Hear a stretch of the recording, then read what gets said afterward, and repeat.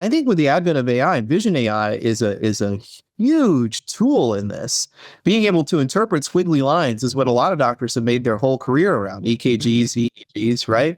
But what if you got the best EEG guy at Mayo in the world, and he then wrote the algorithm, and then that algorithm could then be used by anybody with just putting a hat on. So that's the promise of this. Like you really have the ability now to recognize images and recognize things in a deep way that you never had before. So I love the idea. We tried this in Innovation Ochsner. We had an FDA approved button for looking at COPD effectiveness.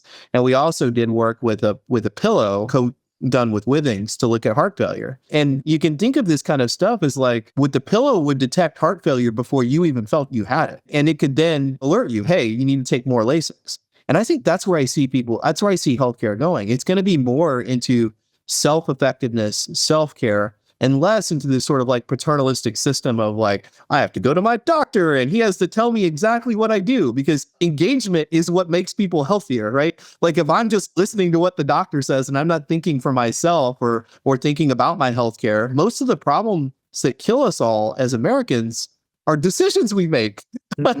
All based on decisions. We're not exercising. We're not eating the right food. We're not taking our medicine. All of those things are decisions that we make every single day.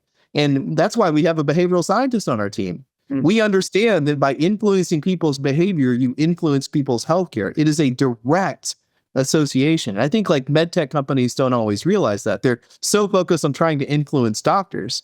But I think that the more powerful discourse here is, how can we influence patients to take care of their own hands?